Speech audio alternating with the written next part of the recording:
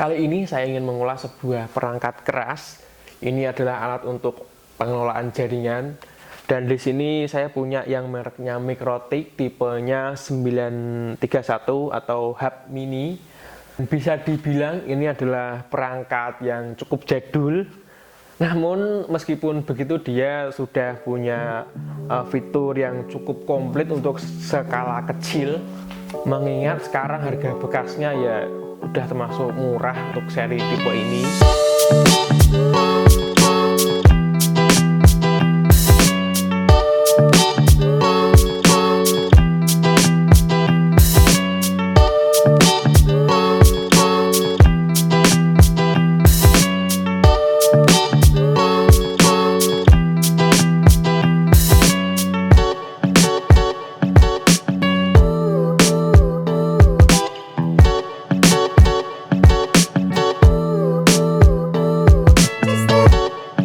Dan mungkin memberikan sedikit gambaran untuk apa alat ini ditunjukkan ya.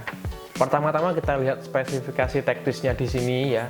Kita sebut saja ini adalah Hub Mini, ya emang Hub Mini. Nah, jadi alat ini tuh penggunaannya untuk mengelola jaringan yang sudah ada.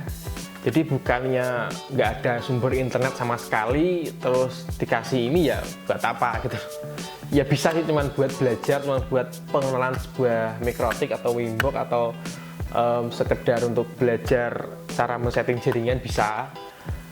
Dan karena ini sudah ada wifi-nya dan dia sudah lisensinya level 4, jadi dia bisa dikasih internet lewat hotspot HP atau mungkin perangkat-perangkat hotspot yang lain yang memancarkan sinyal wifi, jadi dia bisa nangkap sekaligus menyebarkan kembali gitu. Atau bisa difungsikan ada sinyal wifi ditangkap di sini terus disalurkan lewat kabel LAN juga bisa. Selanjutnya di sini kalian bisa lihat ini ada di paling kiri ada sebuah port micro USB. Ini pakai tegangan 5 volt atau charger handphone, dan ini menjadi daya tarik saya salah satunya. Kenapa? Karena kalau kita pakai charger handphone 5 volt otomatis dia itu penggunaan dayanya harusnya itu lebih kecil, lebih efisien juga, karena dia hanya memakai charger handphone 5 volt. Untuk daya dari port micro USB ini, kenapa ini merupakan salah satu hal yang penting bagi saya? Karena meskipun dia dayanya kecil, tetapi dia itu menyalanya itu 24 jam ya. Jadi untuk orang yang ingin menghemat daya atau menghemat listrik lah, ini juga menjadi sesuatu pilihan yang harus dipertimbangkan gitu. Di samping port micro USB ini ada tulisan power, ini adalah untuk indikator powernya. Terus sampingnya lagi ada user, ini biasanya kalau booting dia bisa lihat, kita bisa lihat di lewat sini dia bootingnya gimana, apakah normal atau tidak. Terus sampingnya lagi ini adalah 3 port Ethernet atau LAN RJ45. Di sini ada 3 buah. Tapi di sini menurut saya sih cukup saja karena ini juga ditunjukkan untuk skala kecil. Jadi misal ini untuk port 1 ya untuk sumber internet pakai kabel. Terus port 2 ini disambungkan lewat PC atau jaringan lokal untuk keperluan men-setting lewat PC. Terus nomor 3-nya ini bisa kita salurkan ke AP eksternal. Bukankah dia ini sudah dibekali dengan WiFi internal atau punya internal WiFi? Ya, dia sudah ada WiFi internal. Cuman di sini saya sarankan agar lebih optimal lagi, dan juga si router boardnya ini dia tidak bekerja lebih keras lagi. Jadi saya sarankan untuk menambahkan sebuah access point lewat output nomor 3. Dan kenapa? Karena untuk access point-nya kalian nggak usah beli yang mahal-mahal. Kalau untuk skala kecil di sini kalian bisa lihat di marketplace atau pokoknya ada banyak access point atau yang bekas, yang murah, yang harganya itu saya lihat ada yang jual 50 ribuan.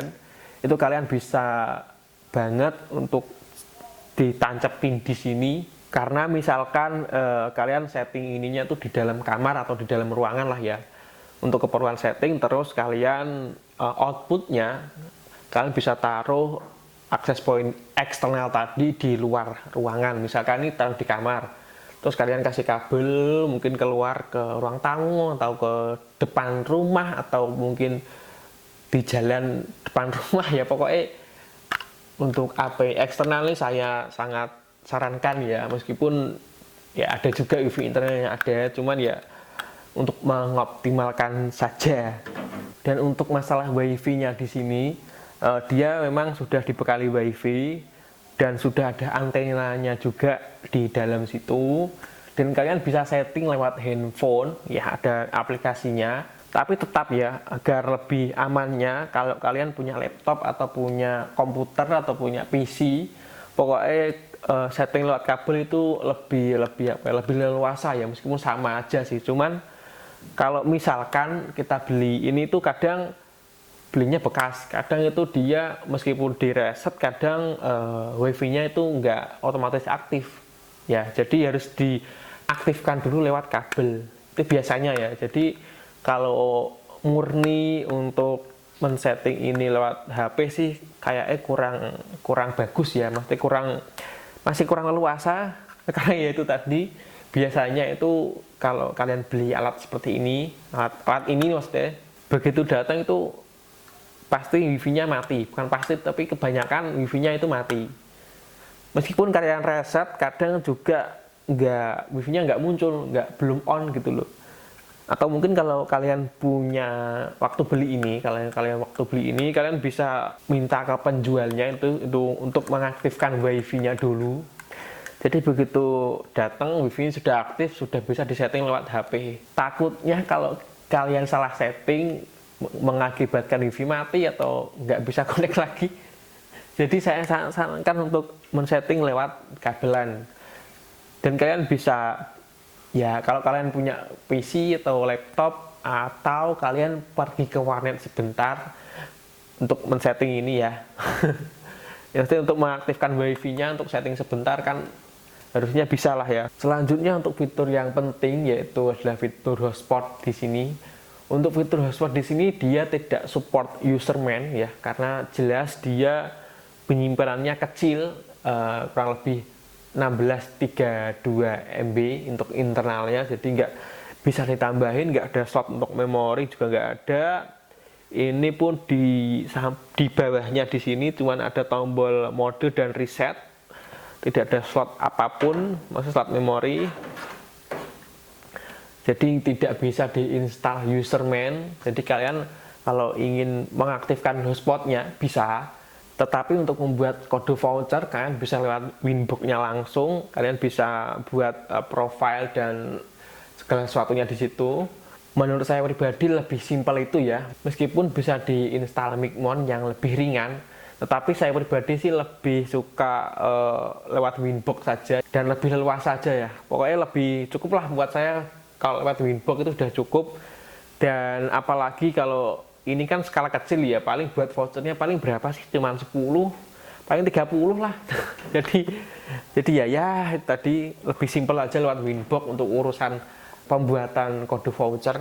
Oke, jadi secara kesimpulannya dia ini saran saya pribadi cocoknya untuk manajemen bandwidth di bawah 30 Mbps, maksimal usernya atau perangkat yang terhubung itu di bawah 10 perangkat atau 10 device. Itu saran saya pribadi ya. Dan kenapa kalau lebih dari itu apakah bisa? Bisa.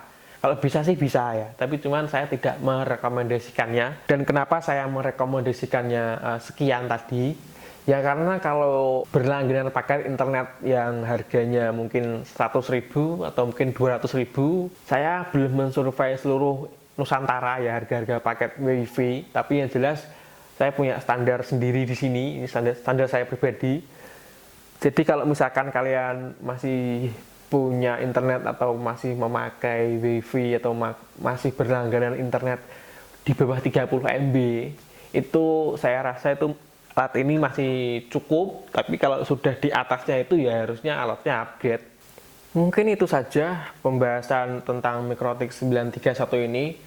Tapi yang jelas ini adalah sebuah mikrotik yang menarik buat saya, apalagi harganya juga cukup terjangkau.